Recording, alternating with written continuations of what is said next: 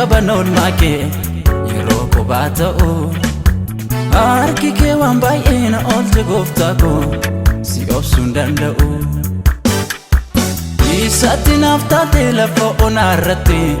michuu amaanamaa taasumaan dagadhu anoo gargaarsa kee natti yaadatama natti yaadatama natti yaadatama natti yaadatama gooftaa koo natti yaadatama natti yaadatama natti yaadatama natti yaadatama gooftaa koo natti yaadatama filannoon tolee na filachuu keetti utuun siin qabaanne anna mar'aa miti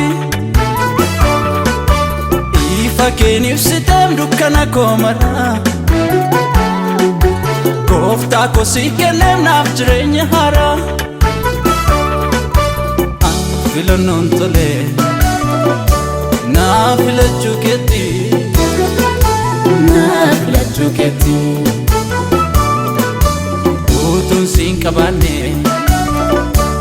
anna mar'aa miti anna mar'aa miti ifa keen ibsite dukkana koo maraa dukkana koo maraa gooftaa koo si kenne naaf jireenya haaraa naaf jireenya haaraa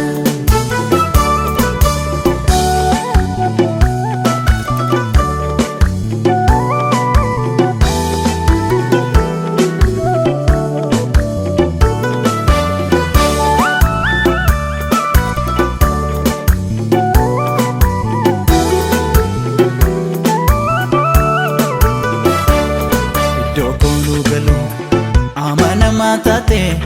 mana koora galfii fuuldurattan deeme gooftaa koo si kenne miila koof tarkaanfii karaa koo duraate isa na daangessu diina koo haleelte yaaddoon qabaatini narratti of gate jiraadhu naan jette an filannoon tolee na filachuu keetti qabaanne anna mar'aa miti ifa keen ibsiteem dukkana koo maraa gooftaa koo sii kenneem naaf jireenya haaraa filannoon tolee na filachuu keetti na filachuu keetti utuun siin qabaanne anna mar'aa miti anna mar'aa miti ifa keen ibsite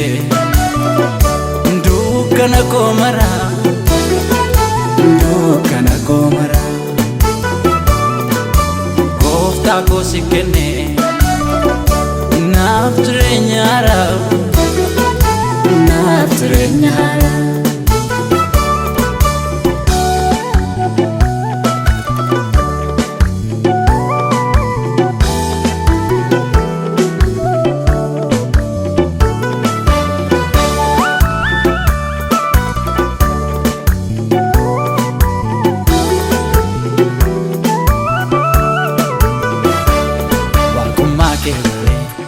akkan deddeebi'u situu na barsiise kunoo har'aa ga'e akkan si jaajadhu sinna dandeessise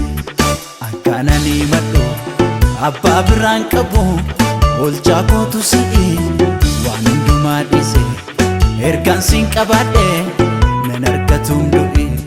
sababa hin daganneef qaban oolmaa kee yeroo kophaa ta'u harki kee waan baay'ee na oolche gooftaa koo si obsuu hin danda'u isatti naaf taatee lafa onaa irratti michuu amaanamaa taasumaan dagadhu anoo gargaarsa kee natti yaadatama natti yaadatama natti yaadatama natti yaadatama gooftaa koo natti yaadatama natti yaadatama, natti yaadatama, natti yaadatama gooftaa koo natti yaadatama. Filannoon tole na filachuu keetti utuun siin qabaanne anna mar'aa miti. Ifa keen ibsiteem dukkana koo maraa gooftaa koo sii kenneem naaf jireenya haaraa.